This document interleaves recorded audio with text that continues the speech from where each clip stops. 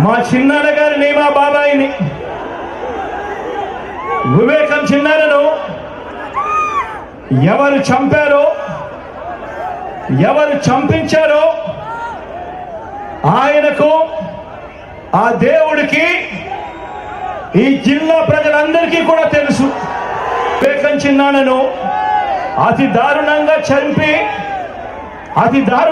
చంపి అవును నేనే చంపాను అని అతి హేయంగా బహిరంగంగా చెప్పుకుంటూ తిరుగుతా ఉన్న హంతకుడు, ఆ హంతకుడికి మద్దతు ఇస్తా ఉన్నది ఎవరో కూడా మీరంతా కూడా రోజు చూస్తా ఉన్నారు.